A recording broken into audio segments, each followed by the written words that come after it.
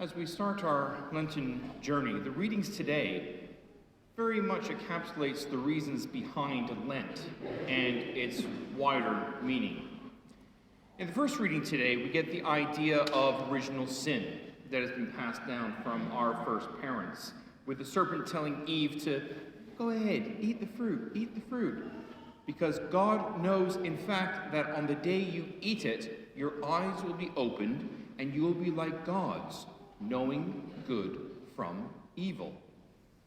Now, you might not think about it, but this has been the sin which has affected humanity from this time all the way down through the ages. It's the idea that since we know the difference between good and evil, we know better than God of how to do things. You see this today in our society. People say, oh yes, well the church believed that at this time, but today is different. Well, no it isn't. I couldn't be helped but be amused when I saw all the metaphorical pearl clutching among the media when the social views of an SNP leadership candidate, Kate Forbes, became more widely known. Now, Kate Forbes, for those of you who don't know, is a member of the Free Church of Scotland, and she, in several interviews, and she has never backed down from this, has consistently said that marriage is between one man and one woman. And I sat back thinking, I might disagree with her, and you might disagree with her as well, on the theological issues behind it, but on this issue, on the issue of marriage, she's bang on with the Catholic Church. That's exactly what the Catholic Church preaches or teaches. And I was taken aback when one presenter on a particular station that I watch on a regular basis said that she was offended that this, her words, dinosaur would be anywhere near public office. Again, you and I may disagree with her theology, but again, her social teaching, on this issue at least, is straight on with the majority of, well, almost all Catholics should be accepting this, and a lot, I suspect, of outside society is accepting this as well. Now, in all honesty, being honest like that is probably going to cost her the leadership. But in the end, I would tell her, so what? We're here on this earth to seek to do the will of God, not of man, not of high political office. Faith should always influence our politics. Our politics should never influence our faith. Which brings us to the gospel today. We get Jesus wandering in the desert. He fasted for 40 days and 40 nights, after which, the gospel says, he was very hungry. Understatement of all time, I would say. And then the devil comes to him and he says, if you are the Son of God, tell these stones to turn into loaves. Now, of course, this is a misunderstanding that the devil is trying to promote of why the Son of God is here. He's not here to perform magic tricks. Turn the stone to a loaf. Nice little magic trick.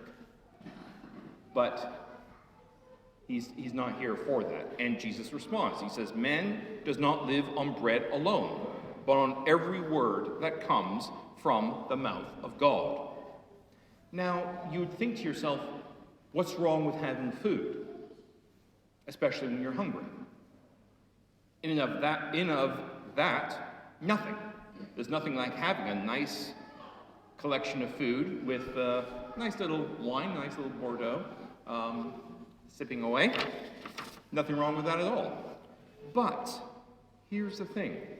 If we pursue our love of food, if we pursue our sensual pleasures above everything else, including our right worship of God, that's where we get into trouble. Because that pleasure, whatever it is, becomes our God. Then we get to the next temptation. The devil takes him to the holy city And he was standing in the parapet in front of the temple, and he told him, "If you are the Son of God," he said, "throw yourself down, for Scripture says, he will put you in his angels' charge, and they will support you on their hands in case you hurt your foot against a stone." There was a movie a while back that I saw. It was a pretty rubbish movie, but they replayed this episode, and they messed around with the people a bit. But in this case, they had Jesus portrayed as a little girl, which, again, rubbish film. But I enjoyed it because they said, he gave her that particular option as well, this devil's servant. And then she just kneeled down and said, "You first." But more to the point, the devil is using Psalm 91, and the devil here is clearly using Scripture to support his own position. He's trying to turn God into a showman, kind of like a self-serving superstar, as someone said. And I know of several people, and you don't have to dig very hard online to find them, who will take Scripture out of any and all contexts to support some of the most vile positions that is being promoted in the world today. Don't be fooled. In the end, they're serving their own position and not God's. And this is what the devil is trying to do, using Scripture to support his own agenda, his own position. But again, Christ doesn't fall for that. And he says, he quotes Scripture right back at him. "You must not put the Lord your God to the test." So, the devil saves his best to last. We get to the very last temptation, the real crux of the issue, where the devil showed him all the kingdoms of the world in their splendor. And he says, "I will give you all of these," he said, "if you fall at my feet and worship me." The devil will tempt you, will tempt me, with the things we desire the most. And what does Jesus desire? Jesus desires to bring all the kingdoms of the world, to bring all of humanity to him. And the devil is offering him a very easy way to do that. Just fall down and worship me. Never mind God your Father. He's giving you the hard way. I'm giving you the easy way. Fall down and worship me. I'll give you all these kingdoms. The end here, and Jesus realizes this as well, the end never justifies the means of how you do it. What is the point of Jesus getting all the kingdoms of the world and all of humanity to himself if, in the end, he submits to the Prince of Lies? It's a shortcut, though, we often try to make for ourselves, don't we?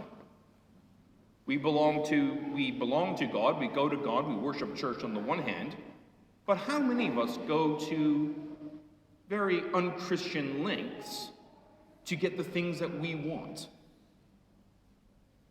This is a warning for us here in the Gospels today. And Jesus is not fooled by this. He tells Satan to go do one.